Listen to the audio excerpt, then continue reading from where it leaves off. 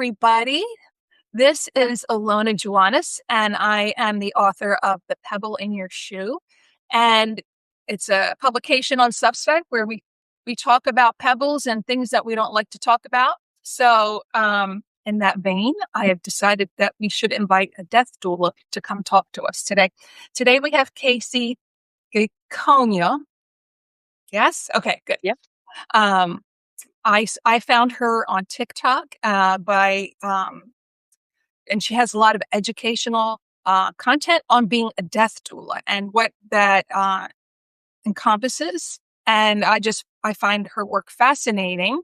She actually started out as an RN, and she was working in, I guess, big medical facilities, and then transitioned to her current work, which is being a death doula.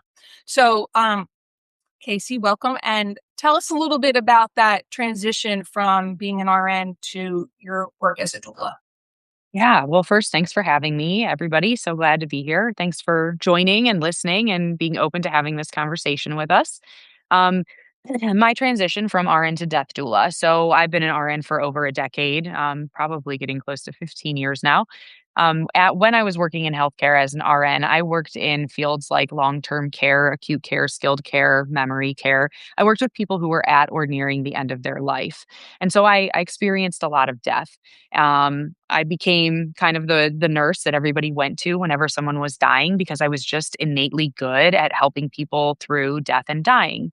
But I also worked the front lines of COVID. And as we all know, COVID was traumatizing, but I was working in a long term care facility that housed about 350 people. And, within 4 to 5 weeks, I witnessed over 125 people die. A lot of the people were residents there at the long term care facility, but some of those people were even staff members that I knew and that I worked with. And it was kind of during that time that I realized that, me being so good at death was leading me into something different. It was leading me into a different career. There was a lot of times in that moment that I was faced with, nursing responsibilities or sitting with somebody who was dying. And I chose the latter. I chose to sit with someone who was dying so that they weren't alone and so that they didn't have to feel afraid. During COVID, especially in medical facilities, families weren't allowed in. Nobody was allowed in. Only the people that worked there were allowed in. And there were people that were just suddenly dying, and they were dying afraid and terrified and alone. They never got to say goodbye to their family members.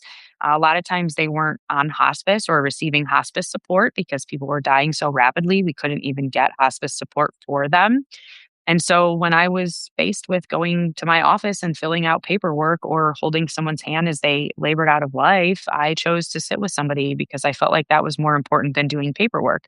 Now, if you ask my boss which one they would have preferred me to be doing, they don't think that I made the right choice. But my soul will tell you that I absolutely made the right choice. And that's what led me to this career because it was like, I was getting a lot of heat from all of the people that worked above me because I wasn't filling out this paperwork and checking these check boxes and doing these things that seemed so useless to me in this moment.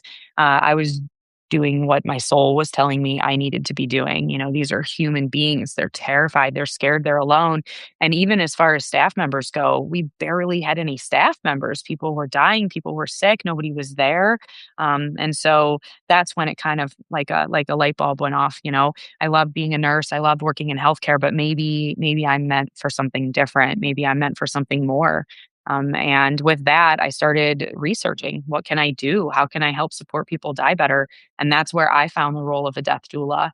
And when I read what is a death doula, as a nurse myself, I had never even heard of that. A death doula, what is that? And I read a death doula is similar to a birthing doula. Birthing doulas help people labor into this world, and a death doula helps somebody labor out of this world.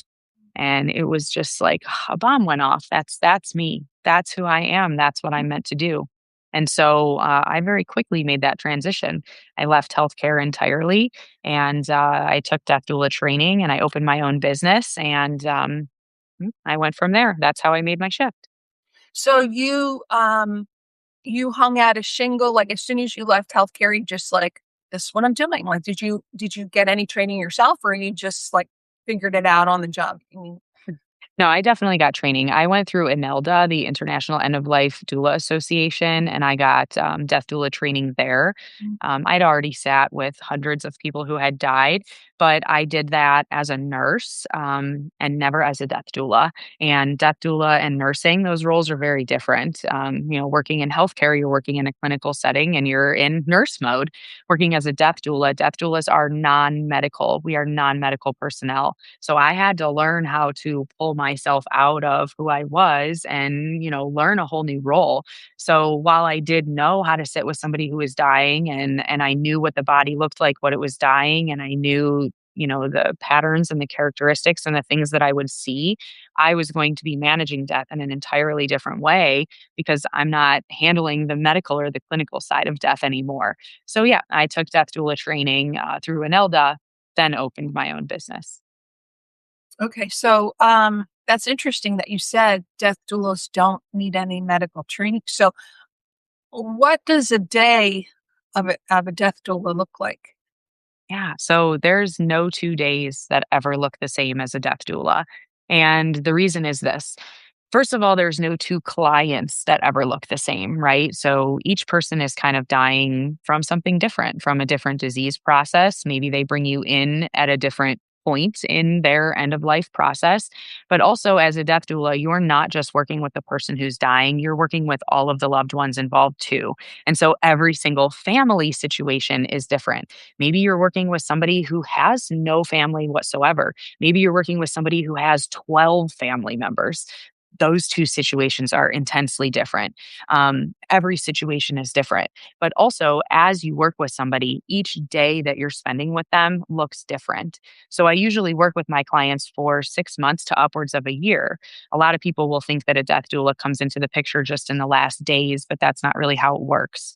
Most of my clients have received a terminal diagnosis, something like cancer, ALS, Huntington's disease, MS, something like that. And so I come into the picture early on when they've gotten this terminal diagnosis. I come into the picture even before hospice does. So a lot of times they're still receiving chemo treatments or radiation, or, they're not at that 6 months or less to die point yet where they would bring in hospice care. So the first thing that I do with clients when we start working together is we assess what their end of life planning looks like. What have you gotten done so far? What do you need to get done? When it comes to end of life planning, people either have done nothing whatsoever because they've never wanted to talk about it or think about it, or they've done a little bit or they've done this or that. But, there's a lot of things that encompass end of life planning, and you want to make sure that you have all of those boxes checked. You want to have your finances all taken care of. You want to have your estate taken care of. You want to have your medical power of attorney figured out, your financial power of attorney. You want to have your advance directives done. You want to have all of these things finished. So that's kind of what we tackle first is what needs to be done, what doesn't need to be done, what can I help you with? Um, I don't do things like estate planning because that requires an estate attorney. But let's say we're working together and you're like, I've never consulted with an estate attorney at all. Well, we need to get that done right away. And I know 10 amazing estate attorneys in the area. Let me connect you with them and let's get this ball rolling. So I like to say I'm kind of the project manager of Mhm. your most important project, the final chapter of your life. I'm just there to make sure that we're checking all these boxes and getting everything in order so that things can kind of go smooth and without chaos. Once we get end of life planning out of the way, then we're kind of working together to do what we call a life review. When somebody gets nearer to the end of life, it's really normal and natural that they want to start reliving their life. All of these memories that they had, the good, the bad, the ugly. They want to talk about all of their favorite memories, their first boyfriend when they graduated high school, their favorite vacation when they had their babies, all of these things. I want to hear it all. Let's talk about it. Tell me absolutely everything. But then also sometimes we hold on to things like guilt or shame or regret. Getting these things off of our chest helps us to actually die more comfortably. So, really helping somebody to just kind of work through all of those things. We also do something called a legacy project, if a person wants to, of course. But they say that each person dies two deaths, once when you physically die, and once again when you're spoken of for the last time. So, what type of legacy do you want to leave behind for those that you're leaving behind? When I'm working with somebody in the early stages, when they're still cognitively aware and able to do something like this, I love to help them create a tangible project of sorts that they can leave behind for their loved ones, whether it be a book of poems or some knitting or maybe a painting. I've even had somebody who left behind like a garden for her family, whatever it is that is important to you that you can leave behind for your loved ones. Let's work together and let's get that done so you can leave something behind for them. I have a And we question before you get too far advanced here. I just found it fascinating that you said they want to go and look backwards at their lives and with you. Like, why do you think they want to do that? um I think that it's just because as you're getting near the end, you just kind of want to start thinking about and reliving all the things that you've done while you were here. Once you realize that A little you're like assessment in order to see what you have left undone, maybe. maybe, yeah, now that you know that your time is short, I think that people that don't think about death very often almost feel like you just always have time, you always have time, but then once you get a terminal diagnosis, it's like, "Oh, shoot, like, now I don't always have time. Now my time has a timestamp on it, it's limited." And so now you start thinking about all these things that I've done. What have I done? What's been great? What's been important? What memories are top of mind for me? Or what haven't I done? What did I wish I do? What did I did wrong? What things are heavy on my heart? All of these things just kind of come up, and people love to just kind of sit and talk about it. And sometimes family doesn't always have the time to just sit for hours and listen to all of these stories. And I love it. I love to hear all about them. So, that's kind of just part of it. But Maybe also it's help. maybe I'm Oh, sorry, go ahead. it's like to give them, like, a sense of peace that they did everything that they could. Like, maybe it's one of the steps in the path to a peaceful death, right? Which is probably something you're working on. Now, how does it work with the family members? Like, I can imagine that could be very complicated. Like, people kind of budging in and giving their opinions, and your focus is on the individual who's dying. It is, but my goal is to help every single person through the whole experience. So, my focus is, mostly on the dying individual, but, they're not the only person who's going through this. All of their loved ones are too. So while I'm building a rapport with the dying individual and getting to know them more and more, as they're telling me all these memories of their life and the things that are so important to them, I'm learning more and more about their loved ones and kind of, in essence, building a rapport with their loved ones too. Um, in order for me to be able to walk everyone through this experience, I need to be able to have a rapport with everyone. It can be one of the trickier parts of the job is navigating the families and the different personalities and all of that. Um, but, with that additional support of a death doula there, that can sometimes also help to decrease some of that drama and chaos and negativity that can occur. So. Okay, well, so I interrupted you. You were talking about the legacy and the fact that Yep. people Yep. want. So we do the legacy project together. That's one of the things that we work on together, and that can take, however long that ends up taking working with somebody. But as we're kind of working together, things are changing day by day. A person is declining and they're getting nearer and nearer to death. And so we're just kind of, day by day tackling whatever it is we need to tackle that day. A lot of times we spend time looking towards what the future looks like and how to live their most meaningful life with the time that they have left. Sometimes that looks like people trying to determine should they continue doing a treatment that makes them feel sick, choosing a quality over quantity of their life type operation, working through what their diagnosis is, what their future can look like. I mentioned that we do end of life planning. But something else that a death doula does is they help you create a death plan. So you might have heard of a birth plan. When you're bringing someone into this world, we often create a birth plan. How can you make it the most comfortable environment possible? Do you want music? Who should or shouldn't be there? Lights on or off? Things like that. As a death doula, I help my clients develop a sensory friendly death plan. And so we determine things like when you're in your last days of life, you are not going to be able to communicate with us in any type of way. And so, how can we make that time the most comfortable for you? What type of music brings you happiness or calms your soul? Do you want to just hear nature sounds? I had a client who was obsessed with the Beatles, and she had this Beatles playlist that we would play on repeat just over and over again. Do you just want to hear your family surrounding you telling stories and talking about how much they love you? Are you religious? Would you like some, religious things playing in the background? Like, what would make you feel great? I had a client whose daughter was in theater and she had this incredible voice. And part of her death plan was that one time a day, she wanted her daughter to come and sing to her any type of song that she wanted. And so every single day of her active dying phase, her daughter would come and sing her a beautiful song. So, we write all of these things down in the death plan. What about lighting? Is overhead lighting too harsh for you? Would you like to be by the window so that you can feel a cool breeze, so that you can see the sunshine coming in the window? Or is that not something that you're interested in? What about smells? Does lavender bring you calm? Or are you really sensitive to smells and you would like no smells at all, sense it all in the room? Um, and even, fabrics, like, are you somebody who's always cold and you would like a lot of, warm, fuzzy, comfy blankies? Or are you more of somebody who would just like a sheet with some linens? Maybe a weighted blanket would bring you comfort.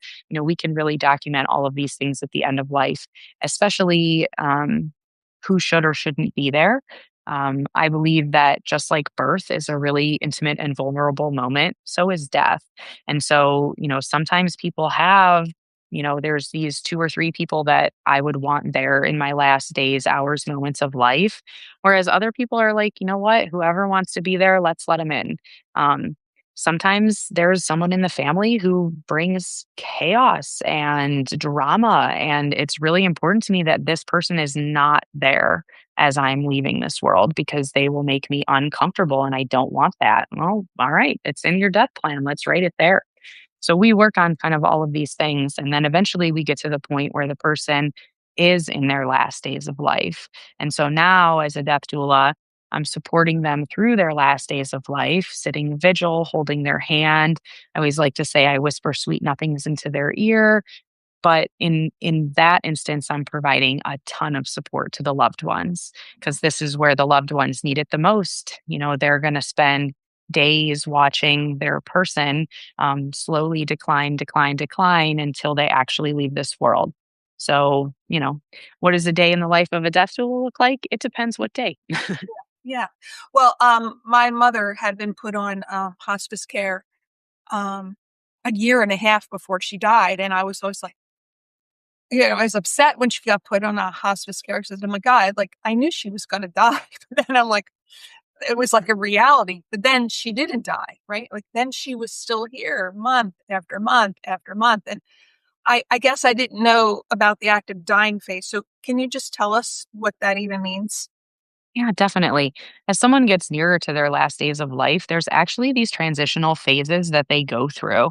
And so first you kind of enter into a phase of where your body is it's entering into the end and your organs and your systems they're really starting to kind of shut down. And so, you'll notice in this transitional phase that you're unable to do things that you used to be able to do. So, you can't really get up and get yourself to the bathroom anymore. You can't really get yourself dressed. You're maybe struggling to, brush your teeth. Maybe you're even having some incontinence. Maybe you're having a hard time eating.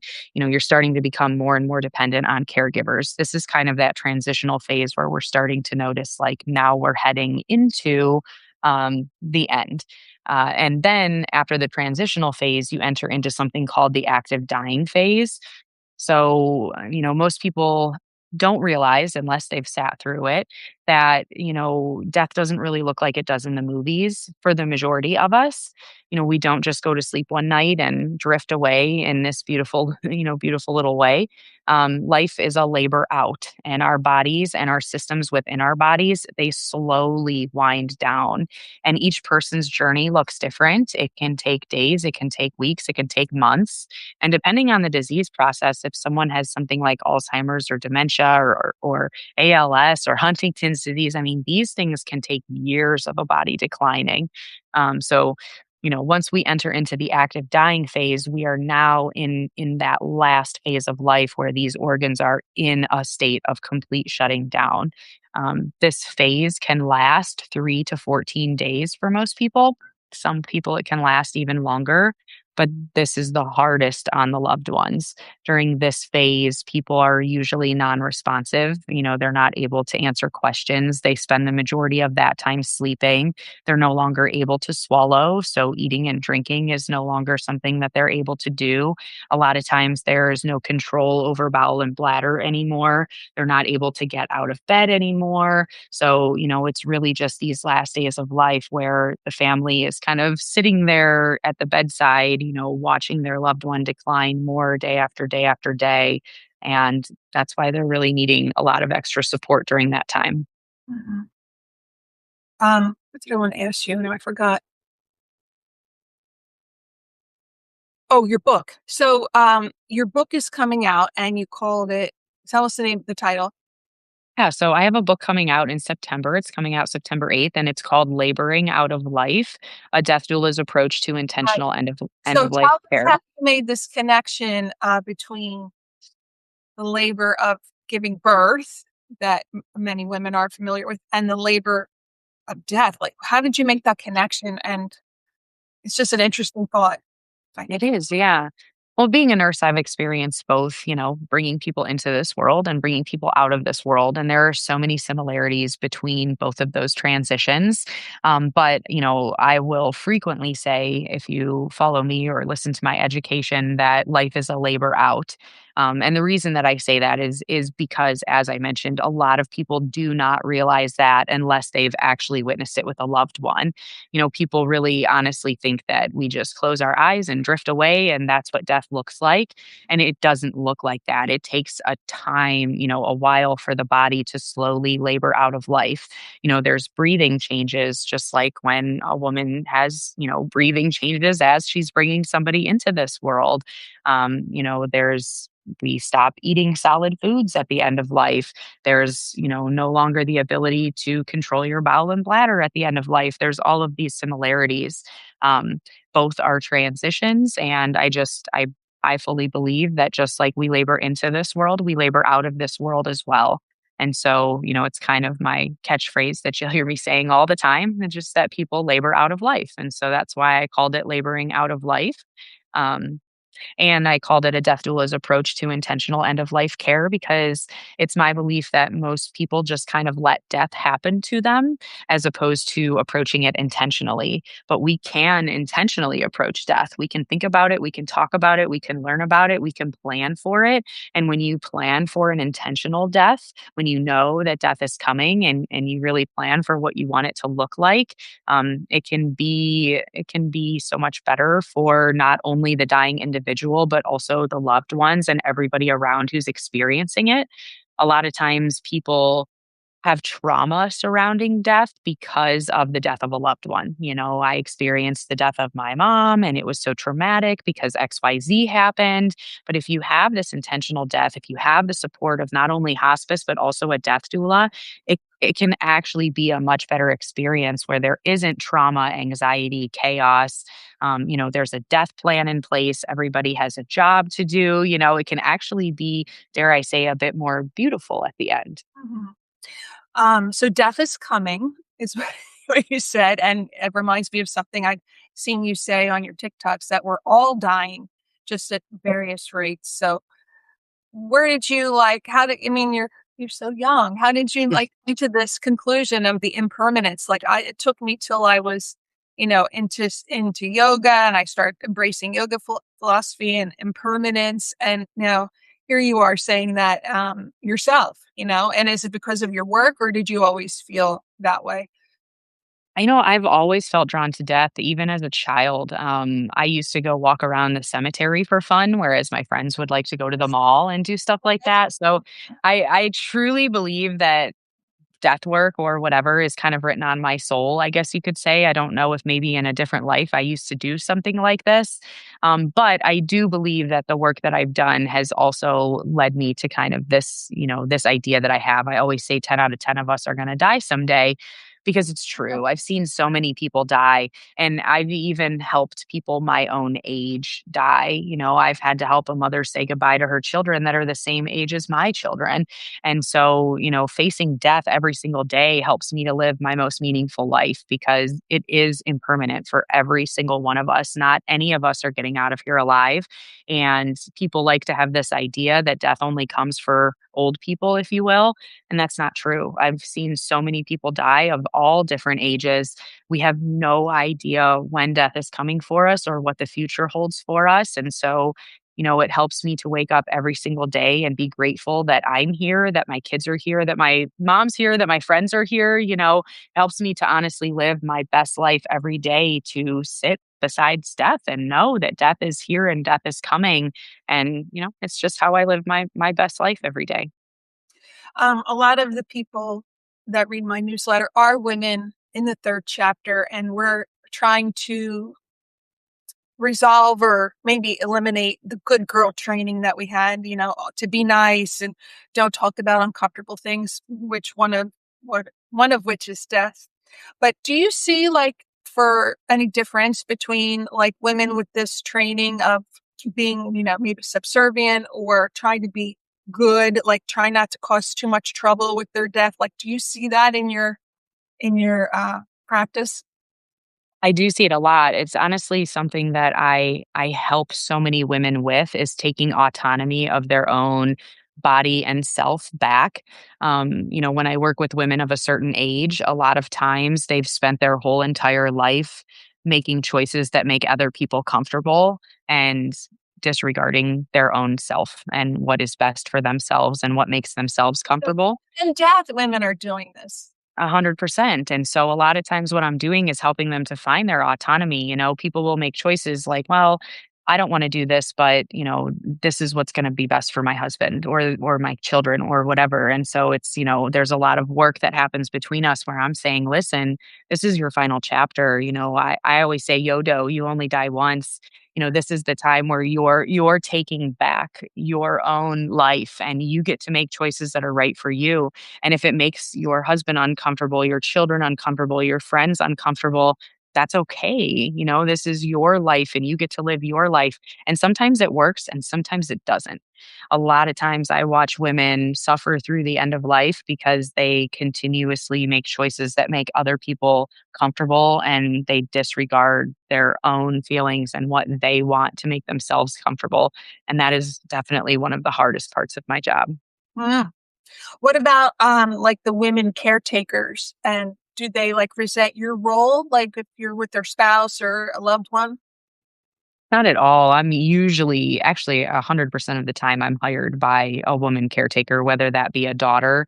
Um, Depending on, the age of the actual dying person, I'm usually either hired by a daughter or hired by a wife, but I'm almost always brought in by a woman that's looking for more support for themselves, more support for the dying person.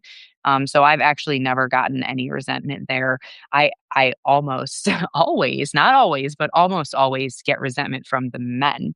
Um, Men are the hardest seeds to crack, I will say, because especially when it comes to like a spouse, let's say a woman's dying and she has a husband involved, the men frequently don't want to believe that this is happening to them, to their family, that this person is dying.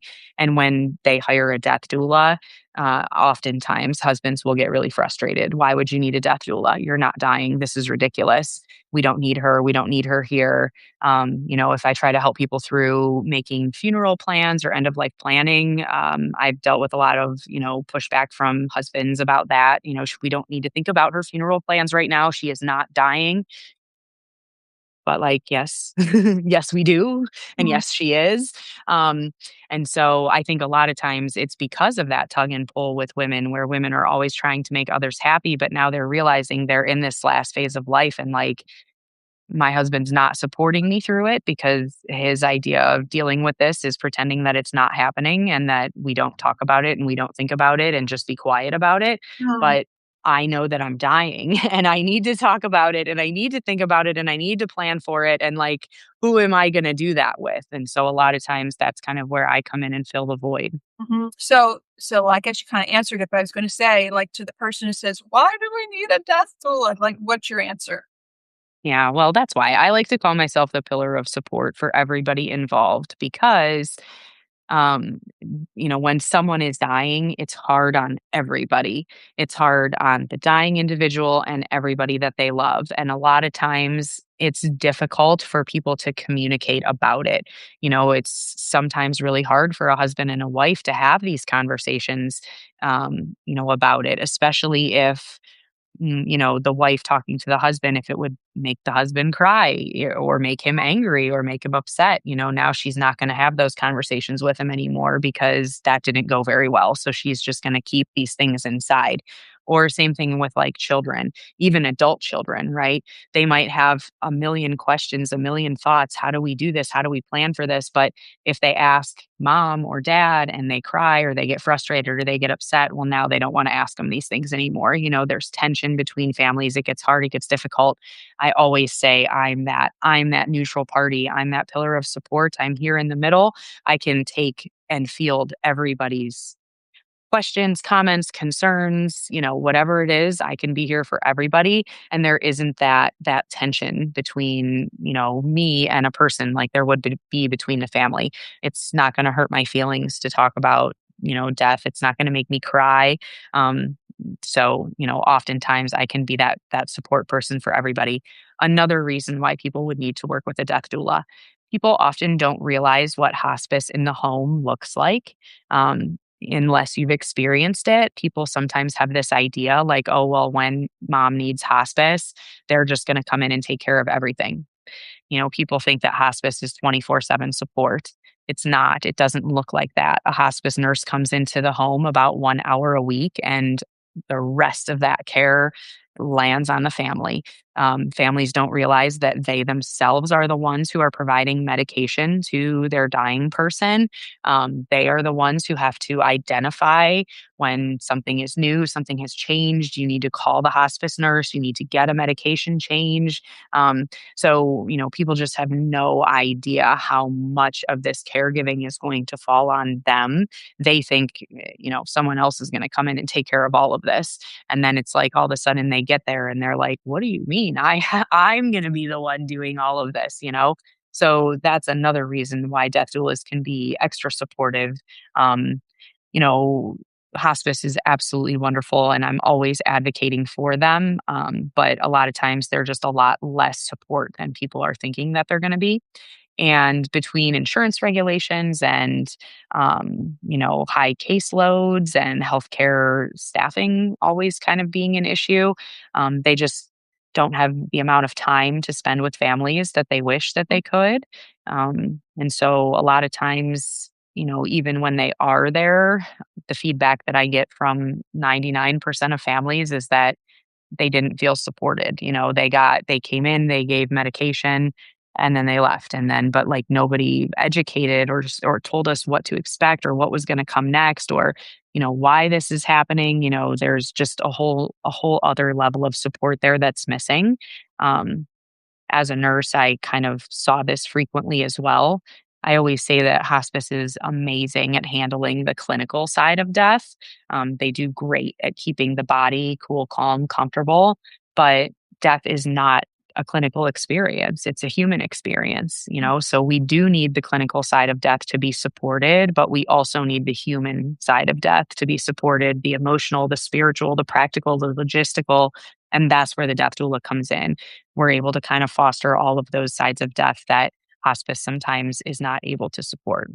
Well, I'm sold. I really could have used the support. Well, my dad died really quickly, but I mean, not really, but then, and my mom lived for 7 years, like with a death sentence. So I really feel like I could have used someone like you. I just want to tell our listeners we have less than 15 minutes to go. So if you do have a question for Kacie, you can type it in the chat and we'll address it before we end. But I want to ask you, Kacie, I have like a ton of questions. I could keep you for 2 hours. I find your work fascinating. What do you do with someone who's doesn't believe they're dying? I have run across that sometimes. And honestly, I think that people get to a point where eventually their body lets them know that you indeed are dying. So I have worked with somebody before who, she had received a terminal diagnosis from doctors and there was no chemo or radiation. There was nothing you could do. They gave her 6 months or less to live. But she just thought that there was just no way and was trying all of these experimental treatments and things.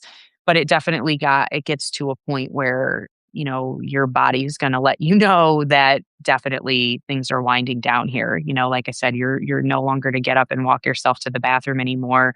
You used to be able to go take a 2-mile hike, and now you can't walk over to those stairs without gasping for air and being out of breath. And so I think eventually people kind of get to that point where they're realizing like something is really changing here.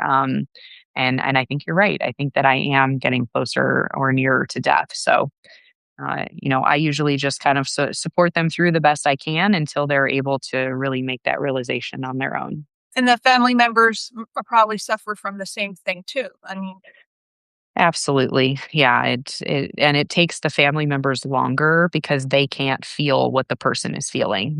That person feels inside their body like yeah. I'm struggling to do everything, whereas the family member just sees that person still and you're fine and it's fine. Let me just help you to the bathroom and everything is fine. So it does usually take the family a little bit longer to kind of jump on board, but eventually the body gets to a point where like physically you can see like this person is struggling to live each day now. So usually there's a point where people catch on. Mhm, mhm. Um, what are some things that you wish people knew about death? Well, one of the things I think is important to know is what hospice care in the home looks like, which I did mention that. I think that's really important to understand before you get to that point so that you don't get to that point thinking that you're going to get, 24/7 in-home caregivers because that's not what that looks like. I also think it's important to understand end of life planning and how important that is. People really love to push off end of life planning and, I don't need to do that now. I have plenty of time left. I always say death doesn't discriminate. It doesn't care how old you are, what color you are, what plans you have next week. Death's going to come for you when it's going to come for you. And you should absolutely have end of life planning in place. End of life planning is two-part. It's one part getting things on paper and two-part discussing all of those things with your loved ones. So, that's really important. Um, I think it's important that people know that life is a labor out and that for the majority of us, we don't die quickly. Some of us do. Some of us, could have a tragic accident or a heart attack and could die really quick. But the majority of us who die a natural death, it is a labor out of life and our bodies will slowly decline and slowly die over a period of, days, weeks, sometimes even months, depending on what your disease Yeah. process looks like. It's fascinating that the majority of us die a natural death, and all we have in our mind is those people on TV who die looking pretty, and it's like there's so little around this topic. So I really, applaud you for bringing it in the forefront, and it can be like a beautiful thing. Like, why shouldn't it be just like birth? There's a lot of blood and guts and stuff in giving birth, but we describe it as a beautiful experience. At least most people do. Of course, not all births are ideal, and I think that I like the idea of having a beautiful death too, and that you can plan that. And I love to plan, so I really appreciate your input and the fact that you have a book. So tell us a little bit about your book. Yeah. So my book just kind of, walks you through planning an intentional death. It talks a lot about stories. I like to educate through stories. I've worked with hundreds and hundreds of people at the end of life. And so that's how I've learned all of the things that I've learned. I'm a hands-on learner. And so I teach a lot of people, or I mean, I teach a lot of different things through storytelling. So I tell stories of, I worked with a client and this is what happened. And, here's what you should learn from this particular story. Um, but I love teaching the nitty-gritty about it. I love teaching about end of life planning. I love teaching about the active dying phase. I go, into pretty deep detail about the active dying phase and what it looks like. I think that the more that we know about it before we ever have to experience it, the better off that we are. It can look really scary. It can sound really scary. But if we're educated about these things before we ever have to, experience them, we can be so much more supportive to a person during that time. Um, so I provide a ton of education in this book. It's available right now for pre-order. If everywhere books are sold, you can get it at Barnes or Noble. You can get it Amazon, The title, literally. can you say the title? It's Laboring Out of Life, is the short title, but the subtitle is A Death Doula's Approach to Intentional End of Life Care. So, yeah, you can just search it anywhere. You can even Google it and it'll come up with, a million different places that you can buy it. Okay, and you also have a death doula school. So if any Yes. interested, are any of your students women of a certain age, third chapter people looking for something to do? Absolutely. So, as a nurse, I was a director of education. I've always kind of had an educator gene within myself. So, after working as a death doula for a few years and doing that successfully, I had a lot of people just kind of like begging for education. And so, I opened my own death doula training program where I can train people to become a death doula. It's been open for a couple years, and I've trained death doulas across the world how to become a successful death doula. So, if anyone's interested in learning more about becoming a death doula, Death Doula School is a great option. My program teaches everything you need to know, not only about how to be a death doula, but about end of life and end of life care, about hospice, about the active dying phase, about medical aid in dying and voluntary stopping of eating and drinking and grief and self care and boundaries and just everything that you would need to know to really help support somebody through end of life and death. Um, so yeah, Death Doula School. If you're interested in learning more about Death Doula School, you can go to deathdoulakacie.com and you'll find everything you need to know there. Or I'm on every social media available. So Death Doula Kacie, Kacie. You can find me on Instagram, TikTok, Facebook, LinkedIn. Um, and I have a link in my bio at all of those places. So you can go there and there's links to all of that stuff there as well. So the on it's an online school, correct? And it's like work at your own pace, right? You're not like required to finish it within a certain period. Yep. Yeah. Death Doula School is all online. It's about 40 hours of education, 12 modules. There's education from myself, but also from a lot of other leaders in the end of life realm. So you're kind of learning from a lot of important people. It is self paced, so you're free to digest it at your own speed and pace, whatever feels good for you. A lot of the people that go through Death Doula School or Death Doula training in general are busy. We're moms, we're people who are working other jobs or just kind of navigating a lot of things at once. And so, there's no need to have to spend 3 or 4 hours a day on it. You just really fit it into your life wherever you see fit. You asked if there were women of a certain age that go.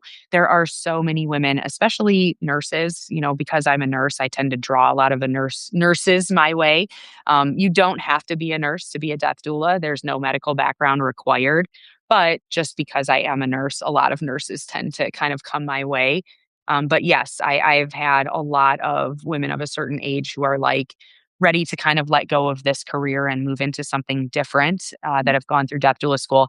I even had a police officer who had, worked a lot in kind of a traumatic side of detective work who was like, I'm ready to kind of let go of that and do something that feels a little bit better for my soul. And so, she came through. I have a physician who retired from working as a physician that went through death doula school. So, yeah. Oh, okay, like a whole range of people. Uh, Oh, yeah. One last thing, we're almost out of time, but I want to ask you about you're having a symposium or a conference in Cleveland. I am, yes. So I'm here in Cleveland, Ohio, but I'm actually hosting a conference at Cleveland State University. The conference is called The Labor Out. Shocking, right? The Labor Out, where healthcare meets death care. So I'm a nurse, I'm an RN. I come from a healthcare background, but I am also a death doula. So I work in death care as well. And working in both of those fields, there is a huge gap between healthcare and death care. Healthcare is amazing at saving us and helping us survive. But when it gets to the point where we are no longer able to be saved and our body is ready to kind of shut down and die, healthcare kind of misses it sometimes. And they're not really fully able to support somebody through a death. That's where death care comes in and does great. But the problem is that, these two things kind of operate completely separately instead of operating together. And if we operated together, it would be amazing and better for everyone involved, for healthcare providers, for death care providers, but most importantly, for all of you, for everybody that we're taking care of. So it's my goal in the world, if you will, to bring together healthcare and death care so that we can operate together on a higher level to provide better care to absolutely everybody in the world. So on October 28th at Cleveland State University, I'm hosting a conference, the Labor Out Conference, where healthcare meets death care. The goal is to bring together healthcare providers and death care providers and to provide a ton of education from both sides about how we can work better together and how that can be better for everyone involved. Yeah. I'd love to see you there if that feels appropriate for So anybody. it's open to anyone. And they can get this information on your website. Is that where Yep. this Yeah, you link? can find anything that I talked about today on my website. So if you go to Death Doula Kacie, and again, it's Kacie. I'm pretty sure if you Googled the other Kacie, I would still come up anyway. But Right. deathdoulakacie.com, you can find everything that we talked about. You can find my book, the conference, Death Doula School. But also, like I said, I am all over social media. I post on social media every single day. I provide tons and tons of death education because I'm really passionate about that. So, even if that felt good for you to just learn a little bit more about death and dying, feel free to follow me on your social media platform of choice. Oh, you're doing such important work. And I can't thank you enough for coming on and sharing this stuff with us. It was so educational. So thank you so much and good luck with your conference and your book. Everyone should run out and pre-order it. And follow Kacie on Facebook, TikTok, and Instagram. All right. All Thank right. you, Kacie. Bye, Bye. everyone. Thank you. Coming. Bye-bye.